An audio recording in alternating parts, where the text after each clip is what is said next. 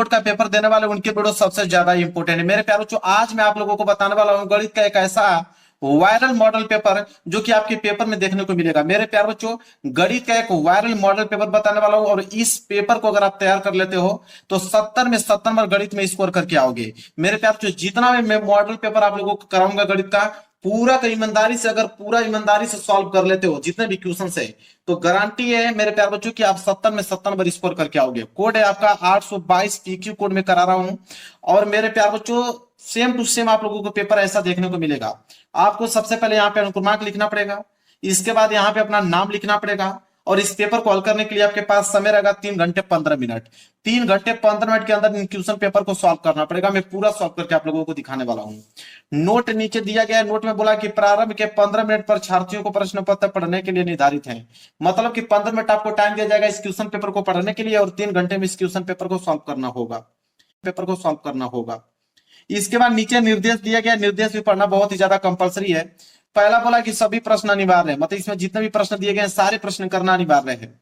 इसके बाद दूसरा बोला कि इस प्रश्न पत्र और ब 2 खंड है, मतलब यह पेपर 2 खंडों में बना हुआ है। एक तो खंड अ में, दूसरा खंड ब में। 2 खंडों में यह पेपर विभाजित है। इसके बाद आता है तीसरा, कह रहा है कि खंड अ में 20 अंक के मतलब 20 बहुविकल्पीय प्रश्न आएंगे। कहने का मतलब है कि खंड में 1 अंक के 20 बहुविकल्पीय प्रश्न है। इसका मतलब है कि एक प्रश्न अगर 1 नंबर का है तो वही बात हुआ ना कि 20 प्रश्न 20 नंबर के लिए पूछा जाएगा। मतलब 20 ऑब्जेक्टिव क्वेश्चन 20 नंबर के लिए पूछा जाएगा, क्योंकि एक प्रश्न 1 नंबर के लिए है ऑब्जेक्टिव क्वेश्चन। इसके बाद है कि खंड ब में 50 अंक के विस्तृत उत्तरीय प्रश्न है। 50 नंबर के आप लोगों के मेरे पास जो 2 नंबर वाले प्रश्न, 4 नंबर वाले प्रश्न और 6 नंबर वाले प्रश्न देखने को मिलेगा आपको खंड ब में। इसके बाद आता है कि खंड ब में कुल कितने प्रश्न रहेंगे? टोटल प्रश्नों की संख्या 5 रहेगी खंड ब में। इसके बाद है कि प्रत्येक प्रश्न के आरंभ में स्पष्ट लिख दिया गया है कि उसके कितने खंड आपको करना है। शुरू में ही आपको बताया गया होगा कि कितने खंड करना है।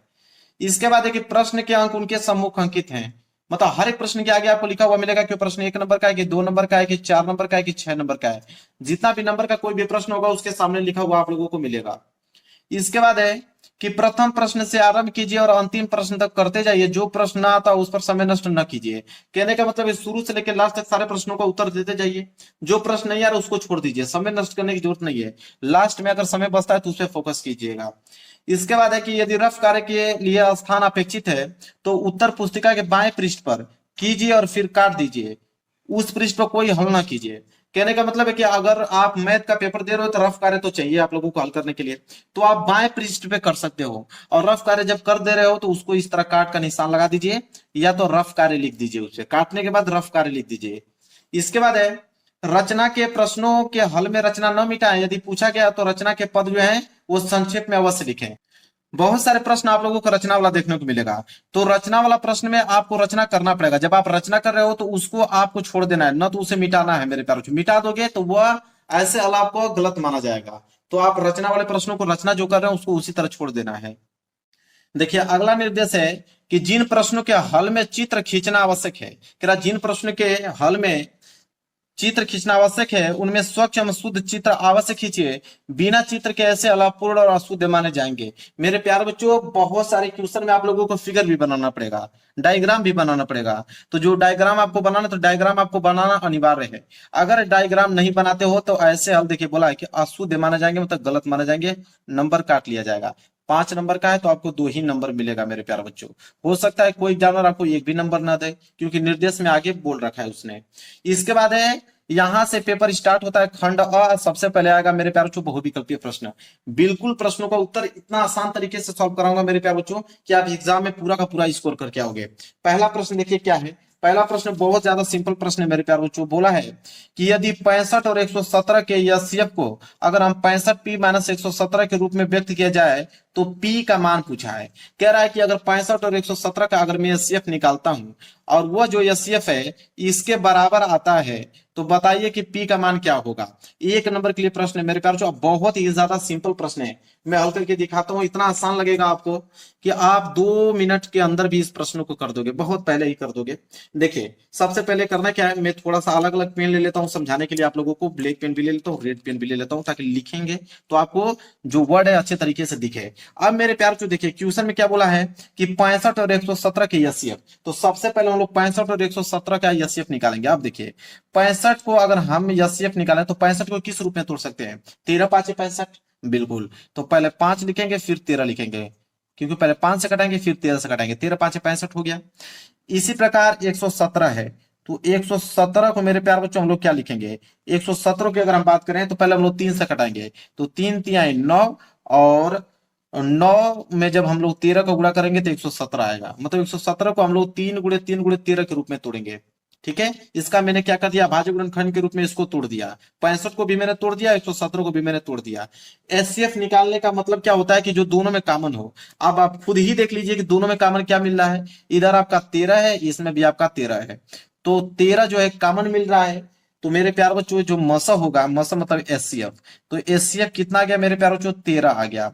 और वही चीज क्वेश्चन बोला है कि 65 और 117 का एचसीएफ इतने के रूप में व्यक्त किया जाता है, मतलब इसके बराबर होता है। तो चलिए, तो हम क्या करेंगे कि यहाँ पे बोला है कि 65p और माइनस 117 को हम बराबर कर देंगे किसके? 13 के बराबर कर देंगे, क्योंकि 65 और 117 का 13 आया है, तो 13 के बराबर इसको कर देंगे। अब आप ही देखिए मेरे प्यार बच्चों, यहां से क्या निकलेगा आपका? इधर आपका 65p को छोड़ दीजिए, बराबर इधर आपका 13 है, और माइनस 117 उधर जाएगा तो प्लस 117 हो जाएगा। क्लियर है? यहां तक समझ में आया आप लोगों को? तो ये हो जाएगा आपका 65p बराबर, और जोड़ दीजिए 117 और 13 जोड़ेंगे तो कितना जाएगा? 130, तो 130 हो जाएगा यहाँ पे। अब p का मान पूछा है तो p का मान निकाल दीजिए, तो p बराबर क्या आ जाएगा? 130, और यह 65 जो है गुणा में है तो इधर 65 भाग में चला जाएगा, तो 65 दूनी के कितना होता है? 130 होता है। तो p का मान कितना आ गया? तो p का मान आ गया 2, और यही इसका राइट आंसर हो जाएगा, क्योंकि p का ही मान पूछा था। तो देखिए आपको बहुविकल्पीय प्रश्न ऑप्शन में 2 दिया है, बिल्कुल देखिए 2 दिया हुआ है, दूसरा वाला ऑप्शन जो होगा बिल्कुल राइट आंसर हो जाएगा। मेरे प्यारों जो आ गया ना आपको समझ में आया पहला क्वेश्चन? देखिए कितना आसान है मेरे प्यारों, इन क्वेश्चन को हल करने के लिए बहुत आसान है, बस एक बार आप प्रैक्टिस करके जाइएगा, सारे प्रश्नों को उत्तर देकर चले आओगे। आगे बढ़ते हैं दूसरा प्रश्न। देखिए दूसरा प्रश्न क्या है? दूसरा प्रश्न है कि 2 10 45 अंश बटे में 1 प्लस 10 स्क्वायर 45 अंश का मान होगा। 1 नंबर के लिए प्रश्न है मेरे प्यारों, इसमें तो सिर्फ मान अगर आपको मालूम है तो तुरंत इसका आंसर आप दे पाओगे। देखिए कैसे, यहां बोला है कि 2 10 45 अंश, आप देखिए ये हो जाएगा 2 गुणे 10 45 अंश। 10 45 अंश का मान कितना होता है? 1 होता है, तो यहाँ पे 1 लिख दोगे, और बटे में 1 प्लस लिखोगे, 1 प्लस क्या बोला है कि 10 स्क्वायर 45 अंश, मतलब 10 45 अंश का मान लेकर उसका स्क्वायर कर दीजिए, तो 10 45 अंश का मान कितना होता है? 1। अब 1 का हमें क्या करना है? यहाँ पे स्क्वायर कर देना है। अब देखिए 2 का गुणा 1 में करोगे तो 2, इधर हो जाएगा 1 प्लस 1 का स्क्वायर करोगे तो 1, जब इसको हल करोगे तो ऊपर तो 2 ही रहेगा, और 1 1 मिल के नीचे हो जाएगा 2, 2 से 2 कैंसिल, बचा आपका 1। 1 जो है इस प्रश्न का राइट आंसर हो जाएगा। 1 सी वाला ऑप्शन जो होगा बिल्कुल राइट आंसर हो जाएगा। अब देखिए कितना आसान है मेरे प्यार, सिर्फ वैल्यू आपको मालूम होना चाहिए, तुरंत इसका आंसर आप दे पाओगे। इसके बाद देखिए तीसरा, तुरंत इसका आंसर आप दे पाओगे। इसके बाद देखिए तीसरा, तीसरा प्रश्न है कि 15 18 और 24 का लसा है। 1 नंबर के लिए प्रश्न है मेरे प्यारों चो। अब लसा ज्ञात करना है। लसो को मेरे प्यारों चो इंग्लिश में क्या कहते हैं? एलसीएम बोलते हैं, कि एलसीएम। अब एलसीएम निकालना है 15 18 24 का, तो एलसीएम निकालने का बहुत सारा विधि है मेरे प्यार बच्चों। तो देखिए कैसे आप निकालेंगे। पहले हम लोग क्या करेंगे, 15 18 24 को आप भाज्य गुणनखंड के रूप में तोड़ लेंगे, तीनों को अलग अलग। अब देखिए मैं तोड़ के दिखाता हूं आपको। 15 को हम लोग क्या लिखेंगे? 3 5 15, बिल्कुल 3 गुणे 5 के रूप में लिख देंगे। इसी तरह 18 को क्या लिखेंगे? देखिए 18 को पहले 2 से कटाएंगे, तो ये हो जाएगा 2 तिहाई 6 और 6 तिहाई 18, 2 गुणे 3 के रूप में टूटेगा। इसी तरह आपका क्या बोला है? 24, 24 को 2 से कटाएंगे तो 12 बार में, फिर 2 से कटाएंगे तो 6 बार में, 2 से कटाएंगे तो 3 बार में। बिल्कुल इसको इस प्रकार लिखेंगे, 2 गुणे 2 गुणे 2 गुणे 3। देखिए 2 दूनी के 4, दूनी के 8, 3 के 24। इसको आप भाज्य गुणनखंड के रूप में तोड़ दिया। ज्ञात क्या करना था मेरे प्यार चो? एलसीएम। एलसीएम मतलब लस, ठीक है, एलसीएम मतलब लसा ज्ञात करना है। तो देखिए लसा ज्ञात करने का क्या तरीका है, एलसीएम ज्ञात करने का क्या तरीका है। लसा कहता है कि जितनी भी अभाज्य संख्या है सारे अभाज्य संख्या को लिखिए। तो इसमें कितने भी अभाज्य संख्या है? एक तो 2, एक 3, एक 5, 3 ही तो है। भले 2 3 बार आए 4 बार आए उससे कोई मतलब नहीं है, आखिरकार इसमें 3 ही तो है, एक 2 है, एक 3 है, एक 5। तो एक 2 को लेंगे, गुणे 3 को लेंगे, फिर 5 को लेंगे। इसके बाद अगला नियम क्या कहता है कि 2 3 5 आपने अभाज्य संख्या ले लिया। इसके बाद सबसे बड़ी घात लीजिए। तो 2 की सबसे बड़ी घात क्या है? तो 2 कितना बार आया है? 1 2 3, सबसे अधिक इस बार में आया है, तो 2 पे पावर 3 सबसे अधिक घात है, तो 2 पे पावर 3 ले लेंगे। अब 3 की सबसे अधिक घात क्या है, देखिए 3 गुणे 3 मतलब 3 पे पावर 2 ले लेंगे। 5 की सबसे बड़ी पावर क्या है, तो 5 सिर्फ एक ही बार इसमें आया है, तो एक ही बार होगा 5 पे पावर 1। जब इसको हल करेंगे तो 2 पे पावर 3 का मतलब 2 दूनी के 4 दूनी के 8, और 3 पे पावर 2 का मतलब 3 3 9, 5 पे पावर 1 का मतलब 5। अब 8 5 40 और 40 नवा 360। 360 जो है मेरे प्यार बच्चों वो आ गया आपका लस 15 18 24 का। अब देखिए दिया है क्या, बिल्कुल देना ही चाहिए इसको। 360 का मतलब ऑप्शन नंबर डी, देखिए ऑप्शन नंबर डी जो है इस क्वेश्चन का राइट आंसर हो जाएगा। है ना आसान मेरे प्यार बच्चों, बिल्कुल आसान है, बस एक बार प्रैक्टिस करके आप लोगों को जाना है। अब देखिए अगला प्रश्न, अगला प्रश्न है क्वेश्चन नंबर 4। बोला कि 148 और 185 का सरलतम रूप है, एक नंबर के लिए प्रश्न है। सरलतम रूप मतलब सरल रूप।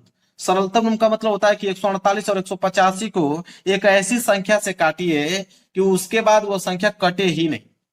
ठीक है, सरलतम रूप का मतलब होता है कि इसको इतना छोटा काट दीजिए कि फिर उसके बाद वो किसी भी संख्या से न कटे, इसका मतलब यही होता है। तो देखिए जब सरलतम रूप की बात करें तो बोला यहाँ पे 148 और बटे 185, इसका हमें क्या ज्ञात करना है, सरलतम रूप ज्ञात करना है। तो सरलतम रूप जब भी अगर आपसे पूछे तो आप इन दोनों संख्या का क्या ले लीजिए, एचसीएफ ले लीजिए। एचसीएफ आपको लेना है मेरे प्यार बच्चों। तो एचसीएफ में भाग विधि द्वारा बता देता हूं, देखिए एचसीएफ कैसे निकालेंगे। 185 में आप 148 का भाग दे दीजिए, भाग विधि द्वारा एचसीएफ निकाल देता हूं। तो देखिए सबसे पहले एक बार जाएगा 148, तो यहाँ लिखेंगे 148। ठीक है, तो घटाएंगे मेरे प्यारे बच्चों, तो 15 15 में से 8 जाएगा तो 8 7 15, यहाँ 7 7 में से 4 जाएगा तो 3 37 आ गया। अब 37 का भाग देंगे किस में, 148 में। अब 148 में तो हो जाएगा मेरे प्यारे बच्चों 37 चौको कितना होता है मेरे प्यारे बच्चों, 148। तो 37 चौको 148, तो ये पूरा का पूरा कैंसिल हो गया, जिससे कटता है वही एचसीएफ कहलाता है। 37 से कटा है तो 37 ही क्या कहलाएगा, एचसीएफ कहलाएगा। तो एचसीएफ कितना गया, 37। अब करना क्या है कि आपसे क्वेश्चन में क्या बोला था कि 148 और 185 का सरलतम रूप बताइए। तो आप क्या कीजिए कि जो एचसीएफ आपका 37 आया है तो 37 से भाग ऊपर भी दे दीजिए और 37 से भाग आप नीचे भी दीजिए, भाग जो देंगे वही आंसर आएगा। तो 148 को जब 37 से कटाओगे मेरे प्यारे बच्चों तो 4 बार में कटे जाएगा, क्योंकि 37 चौको 148 होता है और 37 5 185 होता है, तो 37 से 185 5 बार में कट जाएगा। अब ये आ गया 4/5, यही सरलतम रूप है। अब इससे छोटा नहीं हो सकता है, तो 4/5 जो होगा इस क्वेश्चन का राइट आंसर हो जाएगा। 4/5 मतलब ए वाला जो है बिल्कुल राइट आंसर हो जाएगा। समझ में आया मेरे प्यारे बच्चों, बिल्कुल आसान है मेरे प्यारे बच्चों, तुरंत आप इसका आंसर दे पाओगे। आगे देखते हैं अगला प्रश्न, प्रश्न नंबर 5वां। देखिए 5वां प्रश्न क्या है, 5वां प्रश्न बोला है कि पी के किस मान के लिए समीकरण 3x माइनस वाई प्लस 8 बराबर 0 और 6x माइनस पी वाई बराबर 16 संपाती रेखाएं निरूपित करती हैं। संपाती रेखा मेरे प्यारे बच्चों आपको मालूम होना चाहिए कि संपाती रेखा का जो समीकरण होता है क्या होता है। संपात जब भी बोले आपसे संपाती रेखा, मैं लिख भी देता हूं यहाँ पे। तो संपाती रेखा जब भी मेरे प्यारे बच्चों बोले संपाती रेखाएं, तो संपाती रेखाएं के लिए जो समीकरण होता है वो होता है मेरे प्यारे बच्चों तीनों बराबर होता है। मतलब a1/a2 जो होता है वो बराबर हो जाता है b1/b2 के, और ये भी बराबर हो जाता है c1/c2 के। यह है आप लोगों का संपाती रेखाएं का निकाय। ठीक है, मतलब इससे डिनोट करते हैं संपाती रेखा। तो हम क्या करेंगे, दो समीकरण आपके पास दिया है, दोनों से पहले a1 a2 b1 b2 c1 c2 तीनों का हम लोग क्या निकालेंगे, वैल्यू निकालेंगे, फिर इस समीकरण में रख देंगे। तो चलिए मैं एक अलग से पेज ले लेता हूं निकालने के लिए। समीकरण पहले नोट करते हैं। समीकरण क्या आपके पास, समीकरण आपके पास है 3x माइनस वाई और प्लस 8 बराबर 0 है, ये आपका पहला समीकरण। इसके बाद दूसरा समीकरण दिया हुआ इधर 6x माइनस पी वाई बराबर 16 दिया हुआ है, ये आपका क्या है मेरे प्यार को दूसरा समीकरण है। दो समीकरण आपके पास दिया हुआ है। ठीक है, अब देखिए कैसे हम लोग निकालेंगे इसका वैल्यू, बिल्कुल आसान है मेरे प्यार, तुरंत निकल जाएगा। तो हमें करना क्या पड़ेगा मेरे प्यार, देखिए क्या करेंगे हम लोग, देखिए क्या करेंगे हम लोग।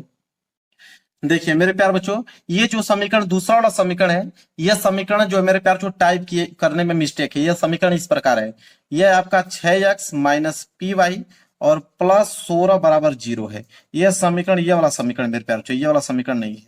ठीक है, तो इसको आप संशोधन कर लीजिएगा, यह आपका इधर आ जाएगा, यह प्लस 16 बराबर पी है, मतलब रियल में समीकरण यह है। तो यह आपका समीकरण नंबर पहला हो गया और यह समीकरण नंबर दूसरा हो गया, मैंने अभी नोट किया। तो ये आपका ये वाला समीकरण दिखा रहा था किताब में। तो ये वाला है 6x minus P Y plus 16। अब देखिए सिंपल है मेरे प्यार बच्चों, कोई दिक्कत नहीं है। यहाँ पे हम लोग करेंगे क्या कि यहाँ से हम लोग a1 निकाल देते हैं। तो a1 बराबर क्या हो जाएगा, तो a1 बराबर क्या हो जाएगा 3। इसी तरह b1 बराबर इधर से वैल्यू निकलेगा b1 का, तो y के आगे कुछ नहीं है तो एक छिपा है, तो ये हो जाएगा माइनस के 1। इसी तरह यहां से c1 बराबर क्या आ जाएगा 8। इसी तरह इस वाले समीकरण से हम लोग निकालेंगे a2 बराबर क्या आ जाएगा, a2 बराबर 6। और ये हो जाएगा b2 बराबर क्या हो जाएगा माइनस के p। इसके बाद है आपका C2 बराबर क्या है प्लस के 16 है। ठीक है, ये वाला है, ये वाला नहीं है, इतना याद रखिएगा। ठीक है, अब यहां से मेरे प्यार जो सबका वैल्यू निकल गया। और ये हमारा संपाती रेखा का क्या था समीकरण, ये हुआ था तीनों बराबर है, तो हम लोग तीनों को बराबर कर देंगे। तो यहाँ लिखेंगे a1 बाटा a2 बराबर है b1 बाटा b2 के, और यह बराबर है c1 बाटा c2 के। तो a1 का वैल्यू कितना है 3, और a2 का वैल्यू कितना है 6, बराबर b1 का वैल्यू कितना है -1, और b2 का वैल्यू कितना है माइनस के p, बराबर c1 का वैल्यू कितना है 8, और C2 का वैल्यू कितना है 16। अब मेरे प्यारों जो आपके ऊपर डिपेंड करता है, आप चाहोगे तो इन दोनों से वैल्यू निकाल सकते हो, आप चाहोगे तो इन दोनों से वैल्यू निकाल सकते हो। तो मैं पहले वाला सही निकाल देता हूं। तो पहला वाला क्या है 3/6 बराबर -1 बटे -p। तो माइनस से माइनस कैंसिल, और इस p का गुणा 3 में करोगे तो हो जाएगा 3p, बराबर 6 का गुणा 1 में करोगे तो हो जाएगा 6। अब यहां से p का वैल्यू निकाल लीजिए। जब p का वैल्यू मेरे प्यार जो निकालोगे तो p बराबर क्या आ जाएगा 6, और 3 गुणा में इधर आएगा तो 3 भाग में, तो 3 दूनी के 6, तो p बराबर कितना आ गया 2। यही p का मान होगा मेरे प्यार बच्चों। तो p का मान कितना आ गया 2। तो चलिए ऑप्शन देखते हैं। देखिए p का मान 2 मतलब दूसरा वाला ऑप्शन जो होगा बिल्कुल राइट आंसर हो जाएगा। क्लियर है, बिल्कुल मेरे प्यार बच्चों आसान है, बस आपको एक बार प्रैक्टिस करके जानी है। क्वेश्चन नंबर 6 देखिए क्या है। क्वेश्चन नंबर 6 है कि यदि 3x प्लस 2py बराबर 2, और इधर बोला है कि 2x प्लस 5y प्लस 1, ठीक है, बराबर 0 द्वारा निरूपित रेखाएं परस्पर समांतर है, तो p का मान होगा। अभी मेरे प्यार बच्चों हमने देखा है यहाँ पे कि क्या था संपाती रेखा, और यहाँ पे बोला समांतर रेखा। क्वेश्चन वही है, बस वहां पे बोला है आपका संपाती, यहाँ पे आपका समांतर। सेम उसी पैटर्न पे इसको भी लगाएंगे। तो पहले हम लोग नोट करते हैं समीकरण। समीकरण है आपका 3x प्लस 2py बराबर 2, ये आपका समीकरण पहला है। दूसरा है आपका 2x प्लस 5y प्लस 1 बराबर 0। अब मेरे प्यार जो बराबर में इधर 0 है, तो इधर भी बराबर में हमें 0 करना पड़ेगा। तो हो जाएगा आपका 3x प्लस 2py, और देखिए प्लस 2 इधर आएगा तो -2 बराबर 0। आप सही है, ठीक है। अब मेरे प्यारों जो करेंगे क्या, यहां से हम निकालेंगे a1, तो a1 बराबर क्या आ जाएगा 3। यहां से निकालेंगे b1, तो b1 बराबर क्या आ जाएगा 2p, और इधर आ जाएगा c1 बराबर -2। इसी तरह इस वाले समीकरण से हम निकालेंगे a2 बराबर 2, b2 बराबर क्या आ जाएगा b2 बराबर 5, और c2 बराबर कितना आ जाएगा 1 आ जाएगा। तो तीनों को वैल्यू निकाल दिया। अब हमसे बोला क्या था मेरे प्यार जो समांतर रेखा। समांतर रेखा जब बोले मेरे प्यारे बच्चों, तो उसके लिए निकाय क्या होता है, तो समांतर बोले जब भी मेरे प्यारे बच्चों, तो समांतर में क्या होता है कि a1 जो है, a1 बाटा a2 जो होता है वो बराबर हो जाता है b1 बाटा b2 के। लेकिन ये वाला बराबर नहीं होता है c1 बाटा c2 के, यह होता है समांतर रेखा का। और संपाती रेखा में तीनों बराबर होता है, अभी हमने देखा।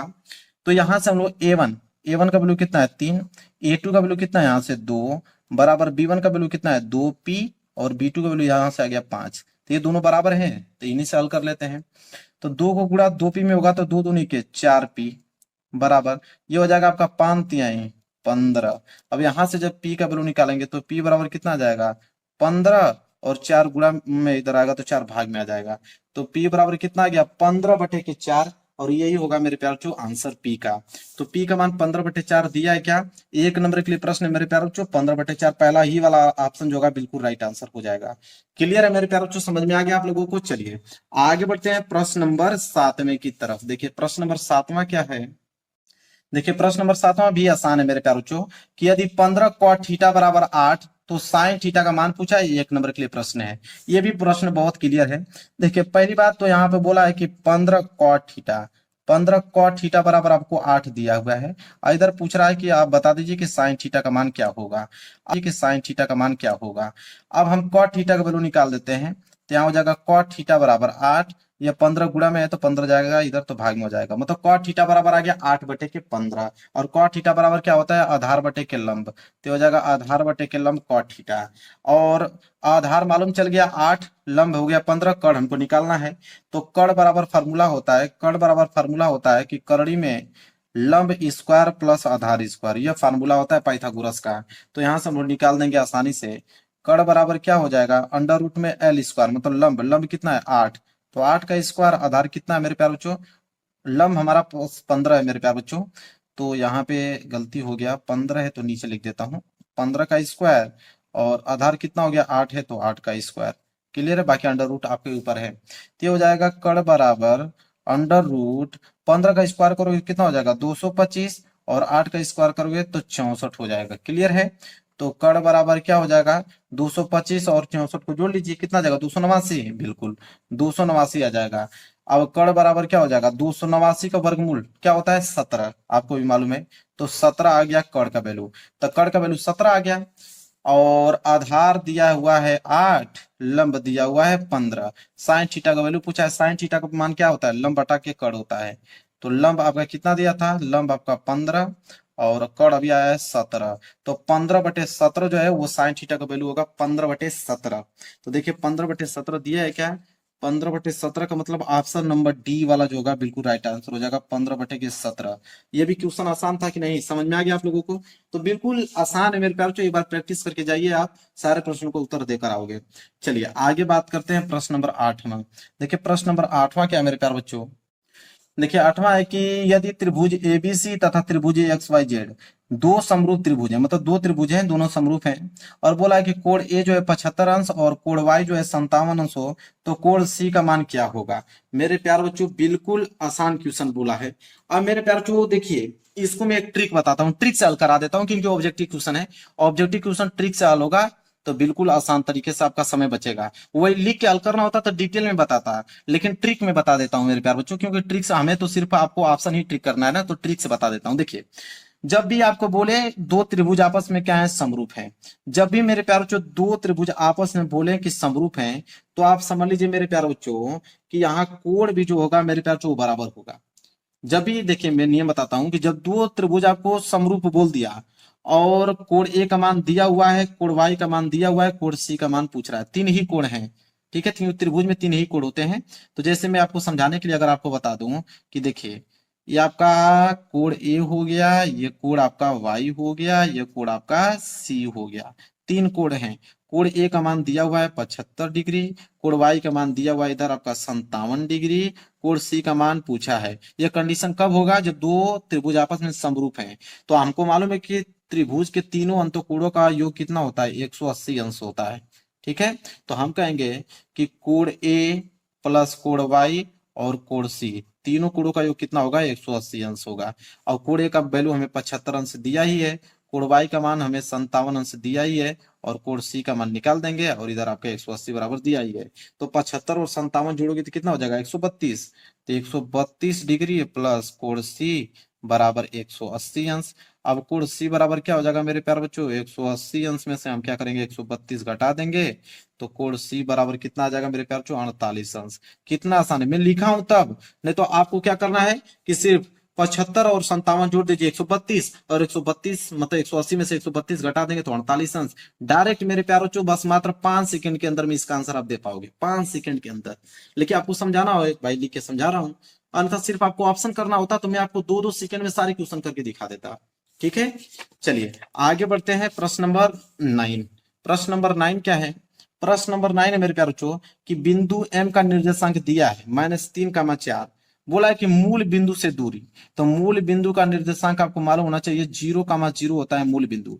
अब मान लीजिए कि ये बिंदु एम है, और ये बिंदु कोई यहाँ मान लेते हैं कि मान लीजिए बिंदु कोई पी है, वो जो मूल बिंदु है, और मूल बिंदु का निर्देशांक 0,0 है। अब इन दोनों के बीच की दूरी ज्ञात करना है, मतलब दो बिंदुओं के बीच की दूरी का फार्मूला आपको मालूम होना चाहिए कि दो बिंदुओं के बीच की दूरी का फार्मूला क्या होता है। तो चलिए मैं बताता हूँ आप लोगों को, देखिए यहाँ पे डिटेल में इसको समझा देता हूँ। एक बिंदु एम है, और यहाँ पे मूल बिंदु है, और एम का निर्देशांक दिया है -3,4, और मूल बिंदु का निर्देशांक है 0,0। इनके बीच की दूरी पूछा हुआ है। अब देखिए मेरे प्यारे बच्चों, इसे हम बोलते हैं x1, इसे बोलते हैं मेरे प्यार बच्चों y1, इसे बोलेंगे x2 और इसे बोलेंगे y2। दो बिंदुओं के बीच की दूरी का सूत्र होता है करड़ी में x1 माइनस x2 का whole square plus y1 minus y2 का होल स्क्वायर। आप चाहोगे तो x2 में से x1 घटा दोगे, y2 में से y1 घटा दोगे, कोई दिक्कत नहीं होगा, फार्मूले में कोई चेंजेस नहीं होगा। चाहे आप x1 में से x2 घटाइए, चाहे x2 में से x1 घटाइए, कोई दिक्कत नहीं है। अब यहाँ पे इस फार्मूले पे बस आप लोगों को वैल्यू पुटअप करना है। x1 का वैल्यू कितना है, -3, बीच में आपका माइनस है। x2 का वैल्यू कितना है, 0, तो यहां से हम लोग इसका स्क्वायर कर देंगे, प्लस y1 का वैल्यू कितना है 4, माइनस y2 का वैल्यू कितना है 0, इसका स्क्वायर कर देंगे। अब ये हो जाएगा अंडर रूट में -3 और -0, -3, अब -3 का स्क्वायर करोगे तो कितना आ जाएगा, +9, प्लस 4 में से 0 गया तो 4, 4 का स्क्वायर करोगे तो कितना आ जाएगा, 4 चौको 16, ठीक है। अब 16 और 9 कितना होता है 25, और 25 का वर्गमूल कितना होता है 5, तो 5 जो होगा उसका राइट आंसर हो जाएगा। तो 5 मतलब पहला वाला ऑप्शन जो होगा बिल्कुल राइट आंसर हो जाएगा। क्लियर है मेरे प्यार चो, समझ में आया आप लोगों को ना, आसान है ना, बिल्कुल आसान है मेरे प्यार चो। बस एक बार प्रैक्टिस करके जाइए ना, बिल्कुल आसान है, तुरंत इसका आंसर आप मेरे प्यार चो दे पाओगे। इसके बाद 10वां प्रश्न देख लीजिए क्या है। 10वां बोला है कि बिंदुओं, कोई बिंदु है जिसका निर्देशांक है -2,6, एक और बिंदु है जिसका निर्देशांक है -2,10, को मिलाने वाले रेखाखंड के मध्य बिंदु के निर्देशांक। अगर दो बिंदुओं के निर्देशांक आपको मालूम है, अब बोला है कि मध्य बिंदु का निर्देशांक आप ज्ञात कीजिए। मध्य बिंदु का निर्देशांक क्या होगा, बिल्कुल इसके लिए आसान एक फार्मूला चलता है कि मध्य बिंदु का निर्देशांक जब भी पूछे तो आप x का वैल्यू निकालोगे तो उसका होता है फार्मूला x1 प्लस x2/2 होता है, और y निकालना होगा तो y1 प्लस y2/2 होता है। बस ये होता है मध्य बिंदु निकालने का सूत्र।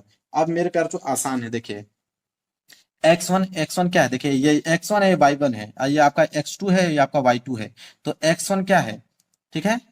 तो x1 मेरे प्यार बच्चों देखिए मैं लिख भी देता हूँ आप लोगों को समझाने के लिए, ताकि आप इसको समझ पाओ अच्छे तरीके से। देखिए ये जो 2 है ये आपका है x1, ये जो है आपका है, यह आपका y1, ये जो है आपका है x2, ये जो है आपका y2। अब आपको क्लियर हो जाएगा। x1 का वैल्यू कितना है, -2, लिखोगे -2, प्लस x2 का वैल्यू कितना है, -2, कोष्टक में लिख देंगे बटे में 2, ये निकलेगा आपका x। इधर से जब y निकालना होगा, y1 का वैल्यू कितना है 6, बीच में प्लस y2 का वैल्यू कितना है 10, और बटे में 2।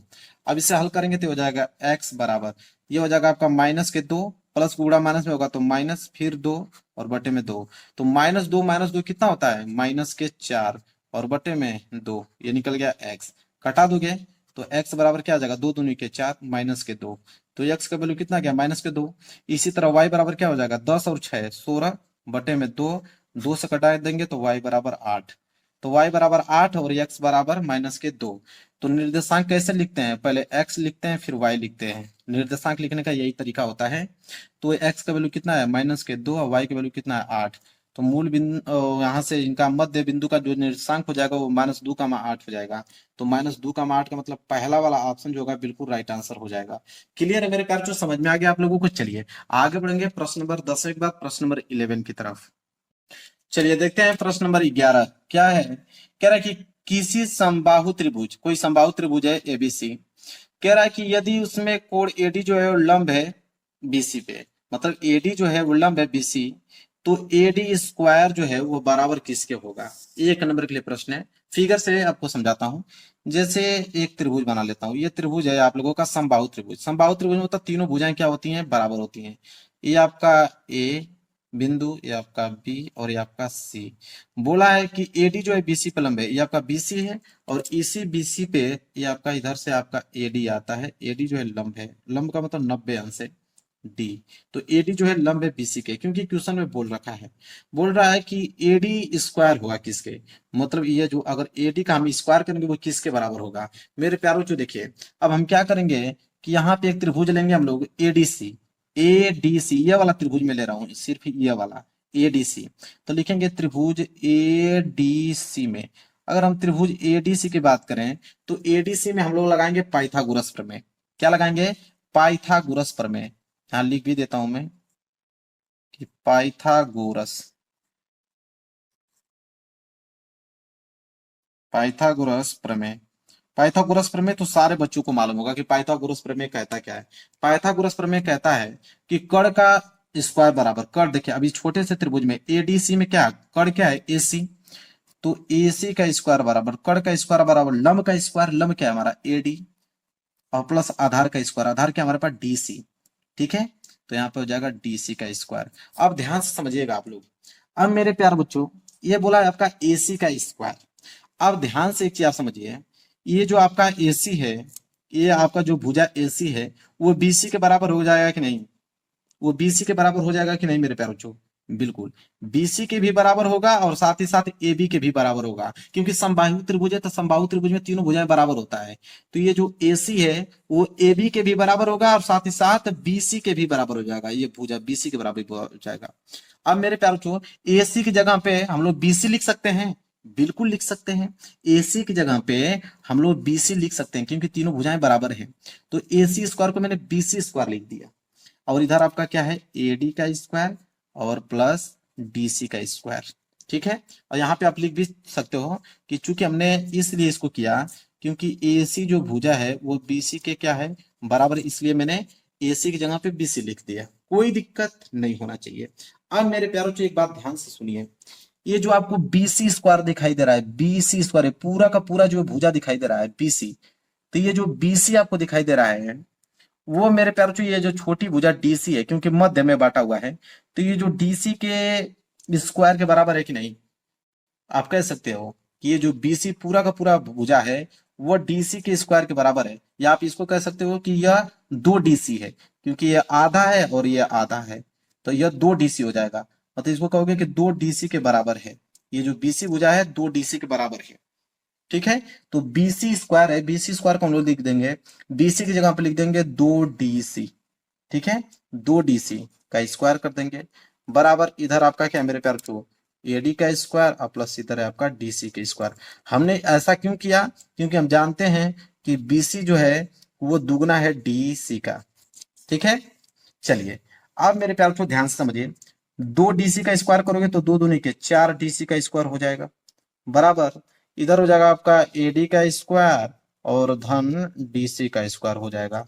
अब ध्यान से समझिए आप लोग, ये हो जाएगा four DC square plus DC square, इधर आएगा तो माइनस डीसी स्क्वायर बराबर इधर हो जाएगा एडी स्क्वायर। अब चार डीसी स्क्वायर में से एक डीसी स्क्वायर घट जाएगा तो तीन डीसी स्क्वायर बराबर इधर हो जाएगा मेरे प्यार बच्चों एडी स्क्वायर।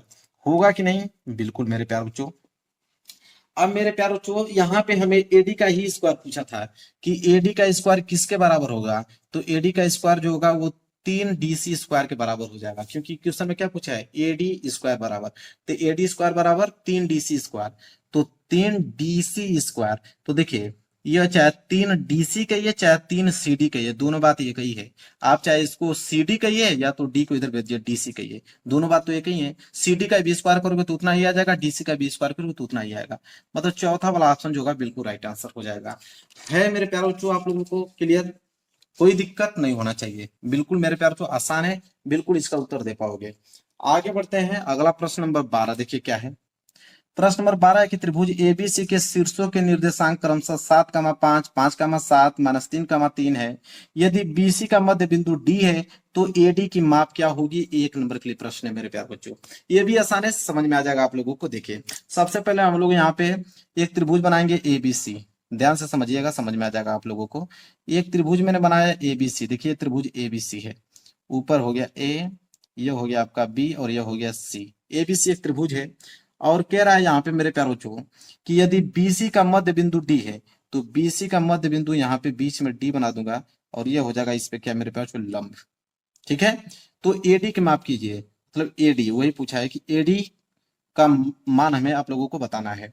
अब मेरे प्यारे बच्चों निर्देशांक दिया है 7,5 जो है ए का निर्देशांक है, 7,5 जो है ए का निर्देशांक है, बी का निर्देशांक है 5,7, बी का निर्देशांक हो गया 5,7, सी का निर्देशांक हो गया -3,3 हो गया। तीनों का निर्देशांक हमने लिख दिया। अब यहाँ हमसे एडी का वैल्यू पूछा हुआ है कि एडी का मान कितना हो जाएगा, तो एडी का मान तभी निकल पाएगा जब हम यहाँ पे डी का वैल्यू निकालेंगे। तो डी जो है वो बीसी पे क्या है मेरे प्यारे बच्चों, बीसी का मध्य बिंदु है, तो बीसी का मध्य बिंदु डी है, तो मध्य बिंदु का सूत्र आप जानते हो कि अगर डी का मध्य बिंदु हमें निकालना है, मतलब डी का अगर हमें एक्स और वाई का मान निकालना है मध्य बिंदु का, तो हमें सूत्र मालूम है कि यक्स बराबर फार्मूला क्या होता है, x1 प्लस x2/2, और y निकालना होगा तो y बराबर क्या होता है, y1 प्लस y2/2 होता है। अभी हमने क्वेश्चन देखा था पीछे, ठीक है, तो यहाँ से निकल जाएगा आसानी से।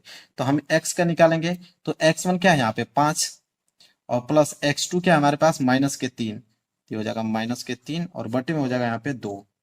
इसके बाद अगर हम y निकालें तो y बराबर क्या हो जाएगा, y1 हमारे पास 7, और प्लस y2 इधर है आपका 3 बटे में 2।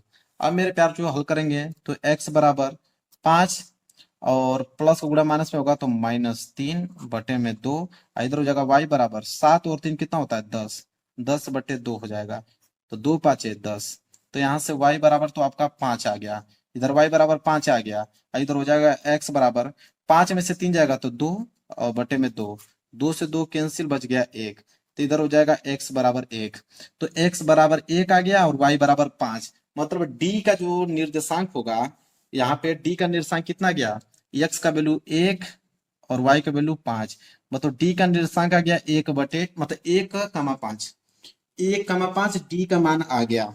अब हमें वैल्यू किसका पूछा है, ए डी का, कि ए डी का मान कितना होगा, तो ए का निर्देशांक 7,5 और डी का निर्देशांक दे दिया यहाँ पे 1,5।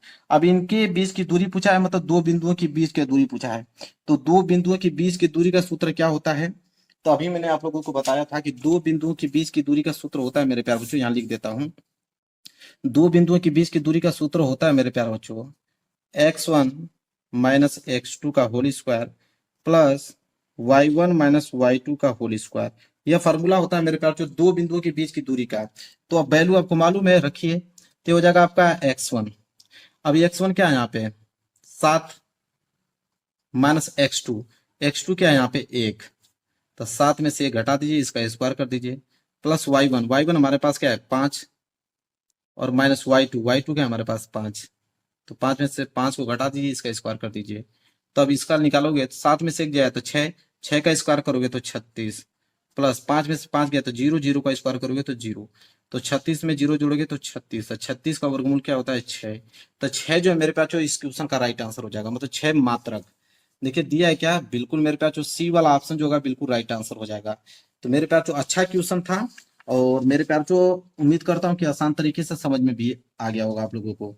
आगे बढ़ेंगे प्रश्न नंबर 13 की तरफ। देखिए प्रश्न नंबर 13 क्या है मेरे प्यार बच्चों, देखिए प्रश्न नंबर 13 है कि यदि सेक थीटा बराबर 2 तो थीटा का मान होगा। इसको मैं आसान तरीके से बता देता हूँ। देखो सेक थीटा बराबर 2 दिया है। अब मेरे प्यार जो 2 जो है किसका वैल्यू होता है, सेक के रूप में अगर हम देखें तो 2 को हम लोग सेक 60 अंश लिख सकते हैं, क्योंकि सेक 60 अंश का मान जो होता है वो 2 होता है। अब देखिए सेक से यह सेक कैंसिल, थीटा बराबर कितना गया 60। बी वाला ऑप्शन जो होगा बिल्कुल राइट आंसर हो जाएगा। मैं चाहता मेरे प्यार जो तो 2 सेकेंड के अंदर सारे क्वेश्चन का उत्तर दे पाता, लेकिन भाई आपको कुछ समझाना भी है ताकि आप डिटेल में समझ पाओ। ठीक है, चलिए आगे बात करेंगे प्रश्न नंबर 14। प्रश्न नंबर 14 देखिए क्या है, कह रहा है कि cosec square theta minus cot square theta एक कोष्टक में है, और यहाँ पे गुना है 1 माइनस कॉस स्क्वायर थीटा का मान। अब मेरे प्यार जो ध्यान से आप समझिएगा, ये आपका क्या है कोसेक थीटा। तो कोसेक थीटा को मेरे प्यार बच्चों हम लोग लिख सकते हैं 1/साइन स्क्वायर थीटा, लिख सकते हैं, बिल्कुल लिख सकते हैं। ये फार्मूला ही होता है मेरे प्यार बच्चों, कोसेक स्क्वायर थीटा बराबर होता है 1/साइन स्क्वायर थीटा, ये फार्मूला होता है। तो कोसेक स्क्वायर थीटा को मैंने 1/साइन स्क्वायर थीटा लिख दिया, बीच में माइनस है माइनस लगा दूंगा मेरे प्यार बच्चों। अब एक है cot square theta, cot square theta का भी फार्मूला होता है। कॉट स्क्वायर थीटा को हम लोग लिख सकते हैं कॉस स्क्वायर थीटा, और बटे में लिख सकते हैं साइन स्क्वायर थीटा। यह फार्मूला है मेरे प्यार बच्चों, जो लोग त्रिकोणमिति पढ़े होंगे उनको फार्मूला मालूम होगा, उसी फार्मूले पे मैं तोड़ रहा हूँ। और गुणे में आपको दिया है 1 माइनस के कॉस स्क्वायर थीटा, यह दिया हुआ है। अब ध्यान से आप लोग समझिए मेरे प्यारे बच्चों, अगर मैं इसका एलसीएम ले लेता हूं, अगर मैं इसको हल करता हूं तो साइन स्क्वायर थीटा नीचे भी दिया है, यहाँ पे साइन स्क्वायर थीटा, तो एलसीएम तो साइन स्क्वायर थीटा ही होगा। तो साइन स्क्वायर थीटा मैंने एलसीएम ले लिया, तो साइन स्क्वायर थीटा से साइन स्क्वायर थीटा कैंसिल, इधर बच गया 1, माइनस साइन स्क्वायर थीटा से साइन स्क्वायर थीटा, ऊपर बच गया आपका कॉस स्क्वायर थीटा बच गया कोष्टक में, और इधर आपका सेम क्या है 1 माइनस के कॉस स्क्वायर थीटा दे रखा है। अब मेरे प्यार जो ध्यान से आप लोग समझिए, फार्मूला एक है कि 1 माइनस कॉस स्क्वायर थीटा, तो 1 माइनस कॉस स्क्वायर थीटा बराबर क्या होता है साइन स्क्वायर थीटा। ठीक है, क्या होता है साइन स्क्वायर थीटा है, फार्मूला होता है कि 1 - cos स्क्वायर थीटा बराबर साइन स्क्वायर थीटा, और नीचे आपका तो साइन स्क्वायर थीटा दे रखा है। ठीक है, और गुणे में 1 - cos स्क्वायर थीटा को हम लोग क्या लिखेंगे, साइन स्क्वायर थीटा। फार्मूला भी जस्ट, इसको जब मैं इस रूप में तोड़ सकता हूँ तो इसको भी मैंने इस रूप में तोड़ सकता हूँ। बिल्कुल। अब साइन स्क्वायर थीटा से साइन स्क्वायर थीटा कैंसिल, बचा क्या, सिर्फ आपका बचा आपका साइन स्क्वायर थीटा बचा। ये होगा आंसर इसका। तो देखिए दिया है साइन स्क्वायर थीटा, बिल्कुल डी वाला ऑप्शन जो होगा बिल्कुल राइट आंसर हो जाएगा मेरे प्यारे बच्चों। समझ में आ गया आप लोगों को, आसान है बिल्कुल मेरे प्यारे बच्चों, आसान है, बस एक बार प्रैक्टिस करके आप लोगों को जाना है। अगला प्रश्न है प्रश्न नंबर 15। कह रहा है कि एक लंबवृत्तीय बेलन के आधार का क्षेत्रफल तो 9 पाई सेंटीमीटर स्क्वायर दिया है, तो उसके उसके आधार की त्रिज्या होगी, उसके आधार की त्रिज्या। अब देखिए एक लंबवृत्तीय बेलन है, मैं बना भी देता हूं, ये आपका बेलन है, लंबवृत्तीय बेलन मैंने बना दिया। ठीक है, अब लंबवृत्तीय बेलन के आधार का क्षेत्रफल, आधार का मतलब नीचे का क्षेत्रफल दिया हुआ है 9 पाई, हमें 9 पाई सेंटीमीटर स्क्वायर दिया हुआ है। हमको मालूम है कि बेलन का आधार जो होता है वो मेरे प्यारों जो वृत्ताकार होता है, क्या होता है, वृत्ताकार होता है। तो वृत्त का क्षेत्रफल क्या होता है, पाई आर स्क्वायर। तो यहाँ पे हो जाएगा पाई आर स्क्वायर बराबर 9 पाई दिया हुआ है। अब यहां से पाई कैंसिल, आर स्क्वायर बराबर 9, तो यहाँ आर बराबर क्या आ जाएगा, 3। क्या आ जाएगा, आर बराबर 3, तो आर का वैल्यू 3 आ गया। बोला है कि उसके आधार की त्रिज्या होगी, तो त्रिज्या निकल तो गया 3। बिल्कुल यहाँ पे ए वाला ऑप्शन जो होगा बिल्कुल राइट आंसर हो जाएगा। इतना आसान आसान क्वेश्चन है मेरे प्यार बच्चों, तुरंत इसका जवाब आप दे पाओगे। आगे बढ़ेंगे क्वेश्चन नंबर 16 की तरफ। देखिए क्वेश्चन नंबर 16 क्या है मेरे प्यार बच्चों, क्वेश्चन नंबर 16 है कि 4 सेंटीमीटर त्रिज्या वाले वृत्त के अंतर्गत खींचे जा सकने वाले वर्ग का क्षेत्रफल होगा। अब कह रहा है कि 4 सेंटीमीटर त्रिज्या वाले वृत्त के अंतर्गत खींचे जा सकने वाले वर्ग का क्षेत्रफल। अगर हम 4 सेंटीमीटर त्रिज्या का एक वृत्त बना लेता हूं, ये 4 सेंटीमीटर त्रिज्या का एक वृत्त है, और इसके अंदर मेरे प्यारे बच्चों अगर मैं वर्ग खींचता हूं, इसके अंदर में अगर वर्ग खींचता हूं मेरे प्यारे बच्चों, तो उसका हमें पूछा है कि उस वर्ग का क्षेत्रफल क्या होगा, मतलब इस वर्ग का क्षेत्रफल क्या होगा मेरे प्यारे बच्चों। तो 4 सेंटीमीटर, वर्ग का मतलब होता है भुजाएं सभी बराबर होती हैं, अगर ये वाला ए भुजा है तो ये भी ए भुजा होगा, ये भी ए भुजा होगा, ये भी ए भुजा होगा। वर्ग की चारों भुजाएं मेरे प्यार बच्चों बराबर होता है। ठीक है, और ये इसका मेरे प्यार बच्चों क्या निकल गया, विकर्ण। ठीक है, तो मेरे प्यार बच्चों यहाँ पे त्रिज्या हमें वृत्त का दिया है, तो वृत्त का त्रिज्या कितना दिया है, 4 दिया हुआ है, तो वृत्त का त्रिज्या मेरे प्यार बच्चों 4 दे दिया। लेकिन अगर हम वर्ग के, ये जो वर्ग के विकर्ण की बात करें मेरे प्यार बच्चों, तो यह आपको दिखाई, यह आपका केंद्र था वृत्त का, तो वृत्त का केंद्र और यहां तक मैंने इसकी दूरी क्या हो जाएगी मेरे प्यार आर, ये वृत्त की त्रिज्या है, वृत्त की त्रिज्या क्या है, आर। अगर मैं पूरा मिला दूं तो यह हो जाएगा आर, आर आर मिलकर हो जाएगा 2r, और 2r जो है मेरे प्यार बच्चों वो क्या हो जाएगा मेरे प्यार बच्चों, वो हो जाएगा वृत्त का और वर्ग का व्यास हो जाएगा। ठीक है, तो अगर हम व्यास की बात करें तो व्यास जो होगा वो 2r होगा, 2r का मतलब 2 × 4, 4 दूनी के 8, व्यास कितना हो जाएगा मेरे प्यार बच्चों, 8 हो जाएगा। ठीक है, व्यास जो है 8 हो गया। अब मेरे प्यार बच्चों भुजा हमारे पास ए है, क्योंकि हमें वर्ग का क्षेत्रफल निकालना है, भुजा हमारे पास क्या है, ए है। ठीक है, हम जानते हैं कि वर्ग का जो विकर्ण होता है, वर्ग का विकर्ण यहां लिखेंगे कि वर्ग का विकर्ण बराबर फार्मूला होता है वृत्त का व्यास, मतलब वर्ग का, देखिए यह वर्ग का जो विकर्ण है वो वृत्त के व्यास के बराबर है, तो वर्ग का विकर्ण जो है वो वृत्त का व्यास के क्या हो जाएगा, बराबर हो जाएगा। ठीक है, तो वर्ग का विकर्ण आप लोग जानते हो कि वर्ग का विकर्ण कैसे निकलता है, करड़ी में 2a, तो वर्ग का विकर्ण जो है वो वृत्त के व्यास, वृत्त का व्यास कितना है, 8, तो वृत्त का व्यास कितना आ गया, 8 आ गया। अगर हम ए का वैल्यू निकालें तो ए बराबर क्या हो जाएगा, 8, और करड़ी में 2 गुणा में है, तो करड़ी में 2 इधर आ जाएगा तो भाग में आ जाएगा, तो ए बराबर क्या आ गया, 8 बटे करड़ी में 2 आ गया। हमें वर्ग का क्षेत्रफल निकालना है, तो वर्ग का क्षेत्रफल होता है भुजा स्क्वायर मतलब ए स्क्वायर, तो आप 8 बटे करड़ी में 2 का स्क्वायर कर दीजिए, तो 8 का स्क्वायर करोगे तो 64, और करड़ी में 2 का स्क्वायर करोगे तो सिर्फ 2 आएगा, और 2 को 64 से कटा दीजिए तो 32 दूना के 64, तो 32 सेंटीमीटर स्क्वायर जो होगा उसके क्षेत्रफल आ जाएगा, तो 32 सेंटीमीटर स्क्वायर क्षेत्रफल आ गया, बी वाला जो होगा बिल्कुल राइट आंसर हो जाएगा। समझ में आ गया मेरे प्यारों, जो आसान था। चलिए आगे बढ़ेंगे क्वेश्चन नंबर 17 की तरफ। देखिए क्वेश्चन नंबर 17 है कि निम्नलिखित सारणी का माध्य होगा, वर्ग अंतराल दिया हुआ है, बारंबारता दिया हुआ है, हमें माध्य पूछा है। तो मेरे प्यार को माध्य निकालने का तरीका क्या होता है, देखिए माध्य निकालने का तरीका होता है कि एक कॉलम तो वर्ग अंतराल का बनेगा, तो एक कॉलम हम लोग वर्ग अंतराल का बना लेंगे, तो यह वर्ग अंतराल का कॉलम यहाँ बन के हो गया तैयार। और एक कॉलम किसका बनता है, एक कॉलम बनता है बारंबारता का। तो एक कॉलम तो बारंबारता का, तो दो कॉलम तो सिर्फ इसी डायग्राम से बन जाएगा, एक वर्ग अंतराल का एक बारंबारता का बन जाएगा। बारंबारता को हम लोग एफ आई से डिनोट करते हैं मेरे प्यारे बच्चों। अब हमें दो कॉलम अपने ओर से बनाना पड़ेगा अगर माध्य निकालना है। एक आपका एक्स आई मतलब मध्यमान का निकालेंगे, और एक बनेगा हमारा एफ आई इंटू एक्स आई। दो कॉलम अपने से बनाएंगे, दो कॉलम इस क्वेश्चन में दिया रहता है, ठीक है। अब वर्ग अंतराल की बात करें तो वर्ग अंतराल कितना दिया है, 3 5 5 7 7 9 9 11। तो वही नोट कीजिए, क्या दिया है 3 5, इसके बाद क्या था 5 7, इसके बाद 7 7 9, इसके बाद था 9 11। वर्ग अंतराल यही था, ठीक है।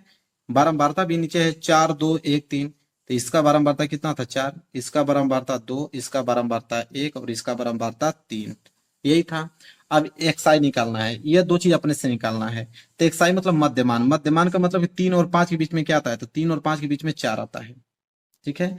इसी तरह 5 और 7 के बीच में क्या आता है, 6 आता है। 7 और 9 के बीच में 8 आता है, और 9 और 11 के बीच में 10 आता है। अब आपको ये कैसे निकाल रहे हैं, तो मध्यमान निकालने का तरीका यह है कि इन दोनों वैल्यू को जोड़ दीजिए, 5 और 3 को जोड़ोगे तो 8, फिर 2 का भाग दे दीजिए तो 4 आ जाएगा। इसी तरह 7 और 5 12, 12 का आधा करोगे तो 6, 7 9 16, 16 का आधा करोगे तो 8, 11 9 20, 20 का आधा करोगे तो 10। तो मध्यमान निकालना आ गया आप लोगों को। अब क्या है एफ आई इंटू एक्स आई, मतलब इन दोनों का गुणा कीजिए, तो 4 चौको कितना होता है 16, ये हो जाएगा 6 दूनी के 12, ये हो जाएगा 8 एकम 8, और ये हो जाएगा 10 तिहाई 30। क्लियर है, यहां तक आप लोगों को समझ में आ गया मेरे प्यार बच्चों। अब देखिए करना क्या होता है, इसे हम बोलेंगे ये जो एफ आई है, तो इसका हम लोग निकालेंगे सिग्मा एफ आई। सिग्मा का मतलब होता है योग, मतलब इसका एफ आई का योग निकालिए, तो 4 2 6, 6 1 7, 7 3 10, तो एफ आई कितना आ गया, सिग्मा एफ आई 10 आ गया। इसी तरह इसका सिग्मा मतलब योग किसका निकालिए, F I into X I का निकालिए, मतलब इस कॉलम का आप योग निकालिए। तो देखिए ये हो जाएगा 12 8 20, 30 20 50, और 50 और 16 कितना हो जाएगा, 50 16 हो जाएगा 66। तो ये आ गया 66 आ गया मेरे प्यारे बच्चों। हमें माध्य पूछा है तो माध्य निकालते हैं। तो माध्य निकालने का फॉर्मूला होता है मेरे प्यारे बच्चों, क्या फॉर्मूला होता है माध्य निकालने का, माध्य निकालने का फॉर्मूला होता है कि सिग्मा एफ आई बटे sigma F I into X I बटे सिग्मा एफ आई, ये फार्मूला होता है। तो sigma F I into X I का वैल्यू कितना दिया है 66, और नीचे आपका सिग्मा एफ आई का वैल्यू कितना दिया है 10। तो 10 का भाग जब 66 में देंगे तो आ जाएगा 6.6, ये हो जाएगा मेरे प्यार जो माध्य 6.6। देखिए दिया है क्वेश्चन में, तो 6.6 का मतलब यहाँ पे सी वाला जो होगा बिल्कुल राइट आंसर हो जाएगा। क्लियर मेरे प्यार, समझ में आ गया आप लोगों को। चलिए आगे बढ़ते हैं, अगला आप देख लीजिए प्रश्न नंबर 18। प्रश्न नंबर 18 मेरे प्यार कि एक पासे को एक बार फेंका जाता है तो अभाज्य संख्या के आने की प्रायिकता होगी। मेरे प्यार बच्चों कि एक पासे को एक बार फेंकोगे तो पासा में मेरे प्यार बच्चों अगर एक बार फेंकोगे, कह रहा है कि एक पासे को एक बार फेंका जाता है तो अभाज्य संख्या आने की प्रायिकता है। तो अगर पासा में देखोगे तो 6 अंक होता है, एक एक, एक दो, एक तीन, एक चार, एक पांच, एक छह, 6 फलक होते हैं इसको। तो 6 फलक होते हैं मेरे प्यारे बच्चों। तो आपको बता देता हूं कुल संभव परिणाम कितना हो जाएगा। तो कुल संभव परिणाम जो होगा मेरे प्यारे बच्चों 6 होगा। कुल संभव परिणाम 6 होगा, मतलब या तो एक आ सकता है, या तो 2 आ सकता है, या तो 3 आ सकता है, या तो 4 आ सकता है, या तो 5 आ सकता है, या तो 6। ठीक है, तो टोटल संभव परिणाम कितना होगा 6। ठीक है, इसके बाद करा है कि इस 6 में से अभाज्य संख्या आने की प्रायिकता कितनी है। अभाज्य संख्या क्या हो, एक तो 2, एक तो 3 और एक तो 5। 6 संख्या में से 3 ही तो अभाज्य संख्या है, बिल्कुल। और इसका पूछा है प्रायिकता, तो प्रायिकता मतलब ये जो 3 संख्या आई है कि अभाज्य संख्या आने की प्रायिकता, इसको बोलते हैं अनुकूल परिणामों की संख्या। इसे बोलते हैं कुल संभव परिणाम, इसे बोलते हैं अनुकूल परिणामों की संख्या। तो प्रायिकता बराबर फार्मूला क्या होता है, प्रायिकता कहता है कि प्रायिकता बराबर फार्मूला होता है अनुकूल परिणाम बटे कुल संभव परिणाम। तो अनुकूल परिणाम कितना है, तो अनुकूल परिणाम मेरे प्यारे जो अनुकूल परिणामों की संख्या कितनी है, 1 2 3, 3 है। तो अनुकूल परिणामों की संख्या 3 आ गया। और कुल संभव परिणाम कितना है 6 है। तो 3 एकम 3, 3 दूनी के 6, 1/2। बी वाला ऑप्शन जो है बिल्कुल राइट आंसर हो जाएगा। बिल्कुल आसान तरीके से बता दिया, लिखने की भी जरूरत नहीं पड़ा, तुरंत बता दिया। लेकिन भाई आपको समझाना पड़ता है क्योंकि आप समझ नहीं पाओगे उतना अच्छे तरीके से। अगर तुरंत बता दूंगा तो 60 तरीका, तो आप लोग समझ लो 1/2 होगा। फार्मूला भी मैंने बताया ना कि प्रायिकता बराबर फार्मूला क्या होता है, अनुकूल परिणाम बटे कुल संभव परिणाम। ठीक है, तो यहाँ पे कुल संभव परिणाम 6 था और अनुकूल परिणाम कितना था 1 2 3, तो 3/6 मतलब 1/2। आगे बढ़ेंगे, देखिए 19वां प्रश्न। 19वां प्रश्न मेरे प्यार बच्चों कि यदि किसी आवृत्त वितरण का माध्य दिया हुआ है, माध्यिका दिया हुआ है, तो बहुलक पूछा है। मैं इधर ही बता देता हूँ, फार्मूला चलता है बी से बहुलक। बहुलक बराबर क्या होता है, 3 गुणे माध्यिका, 3 गुणे माध्यिका, माध्यिका को मैं एम से डिनोट करता हूँ, माइनस 2 गुणे माध्य, माध्य को मैंने एम ए से डिनोट करता हूँ। ये आपका माध्यिका, ये माध्य है। फार्मूला है कि बहुलक बराबर 3 गुणे माध्यिका माइनस 2 गुणे माध्य। तो यहाँ पे देखिए बहुलक पूछा है तो बी बराबर क्या हो जाएगा, 3 गुणे माध्यिका, ये क्या है आपका माध्यिका, तो माध्यिका आपका दिया है 21, तो माध्यिका के यहाँ पे 21 माइनस 2 गुणे माध्य कितना दिया है 20.5, तो यहाँ 20.5 हो जाएगा। तो बहुलक बराबर ये हो जाएगा 3 एकम 3, 3 दूनी 6, 63 माइनस 20.5 का दुगुना करोगे तो 20.5 का दूना करोगे तो 41 आ जाएगा। अब 63 में से 41 घटा दीजिए, तो 63 में से 41 घटाओगे कितना आ जाएगा 22। बहुलक कितना आ गया 22 आ गया। तो बहुलक मेरे प्यार बच्चों कितना है यहाँ पे 22 आ गया। चलिए देखते हैं दिया है कि नहीं। बिल्कुल 19 का डी वाला ऑप्शन जो होगा बिल्कुल राइट आंसर हो जाएगा। क्लियर है मेरे प्यार बच्चों। चलिए आगे बढ़ते हैं, अगला प्रश्न देख लीजिए। प्रश्न नंबर 20वां बहुविकल्पीय का लास्ट प्रश्न है कि निम्नलिखित में से कौन सी घटना की प्रायिकता नहीं हो सकती।